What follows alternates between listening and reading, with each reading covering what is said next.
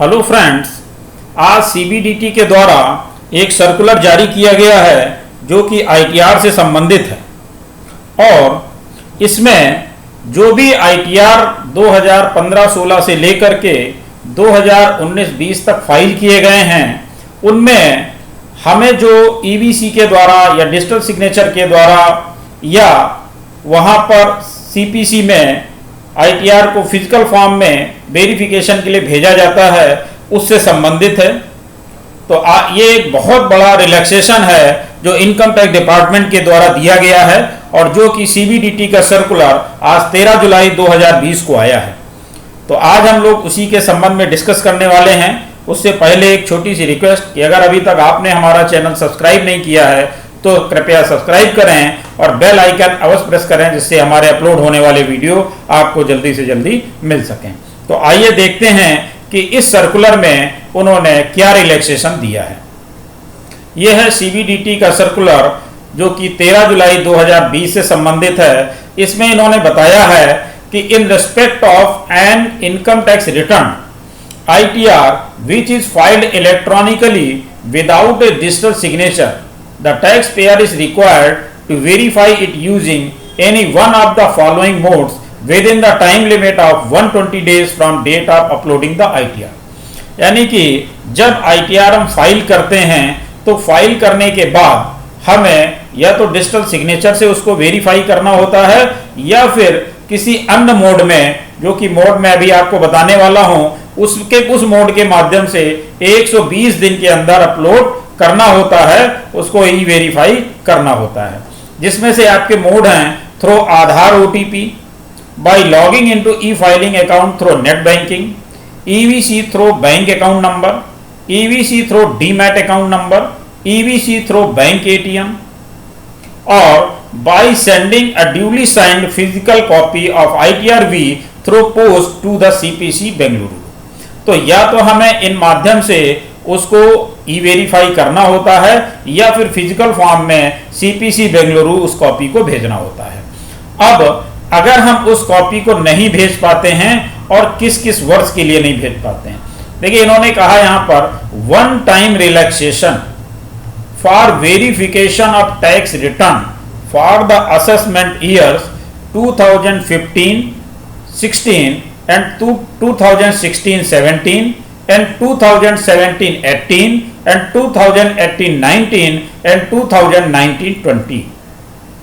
यानी कि 5 साल के लिए 2015-16, 16-17, 17-18, 18-19 एंड 19-20 ये 5 साल के लिए है। Which are pending due to non filing of ITR-V form and processing of such returns. यानी कि जिनका इन 5 सालों का ई वेरिफिकेशन पेंडिंग है और उसके संबंध में इन्होंने बताया है। अब आगे देखते हैं इसमें क्या कह रहे हैं ये। In this regard it has been brought to the notice of central board of direct taxes CBDT that a large number of electronically filed ITRs still remained pending with the income tax department।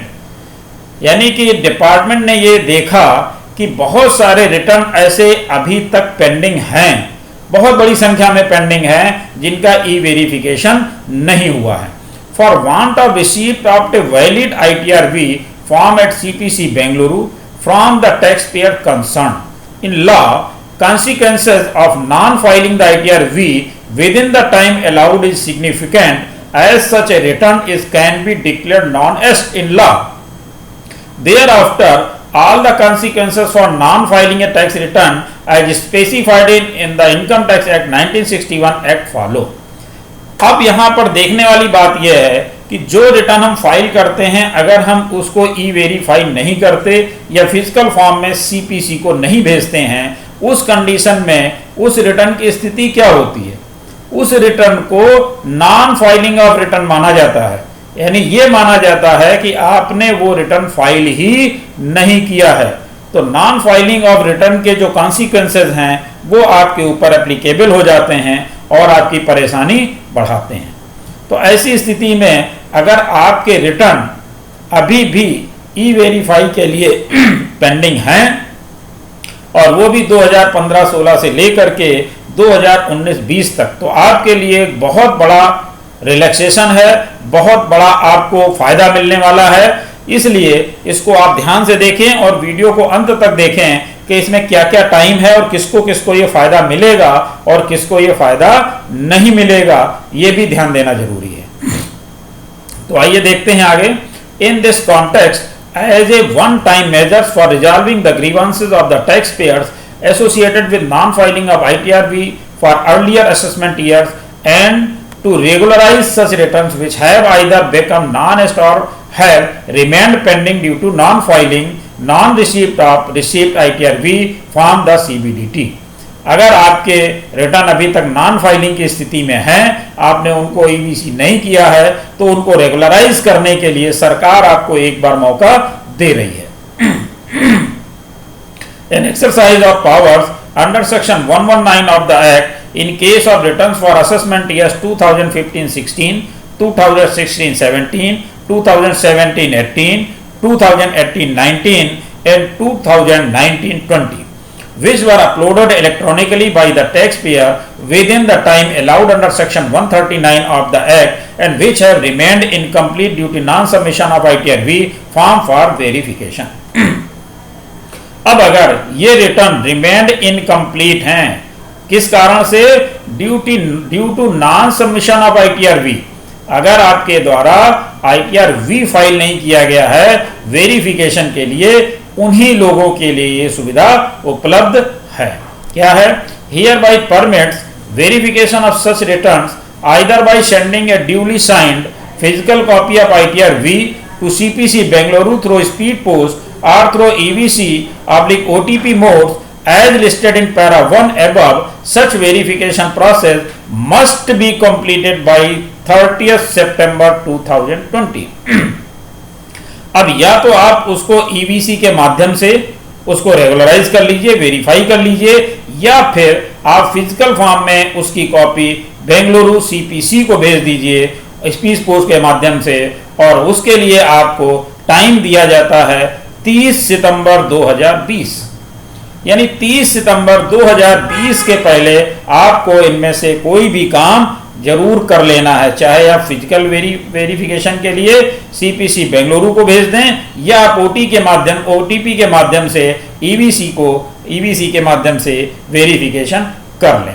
अब यहाँ पर एक बहुत ध्यान देने वाली बात यह कि ये सुविधा किसको मिलेगी और किसको नहीं मिलेगी। However, this relaxation shall not apply in those cases where during the intervening period income tax department has already taken recourse to any other measures as specified in the act for ensuring filing of tax return by the taxpayer concerned after declaring the return as non-est। अब उन लोगों को ये सुविधा नहीं मिलेगी जिनके खिलाफ कोई ना कोई कार्रवाई स्टार्ट हो चुकी है। अगर आपके खिलाफ कोई कार्रवाई स्टार्ट डिपार्टमेंट के द्वारा कर दी गई है तो उन लोगों को इसकी सुविधा प्राप्त नहीं हो पाएगी। यानी ये आपको देखना जरूरी है कि अगर आपका नॉन फाइलिंग EVC अभी तक बाकी है लेकिन डिपार्टमेंट के द्वारा कोई कार्रवाई शुरू नहीं की गई है तो आपको ये सुविधा मिलेगी। इसके बाद और आगे देखते हैं।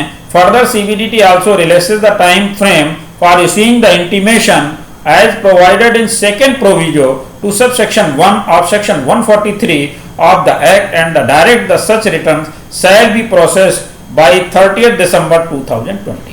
अब यहाँ पर उनको ये टाइम लिमिट भी देनी ही थी, क्योंकि जब इनको 30 सितंबर तक फाइल करना है तो इनका प्रोसेस कब तक होगा, तो प्रोसेसिंग का टाइम उन्होंने 31 दिसंबर 2020 तक के लिए बढ़ा दिया है।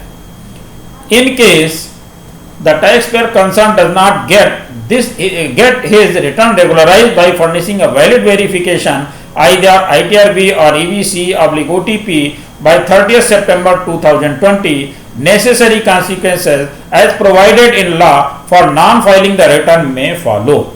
अब यहाँ पर इन्होंने ये भी साफ कर दिया है कि अगर ये सुविधा देने के बाद भी आप इस सुविधा का लाभ नहीं लेते हैं, यानी 30 सितंबर 2020 के पहले आप ये रिटर्न ई-वेरीफाई नहीं करते हैं, तो इससे संबंधित जो भी कॉन्सिक्वेंसेज हैं, जो भी कार्रवाई पेंडिंग है वो आपके खिलाफ की जा सकती है।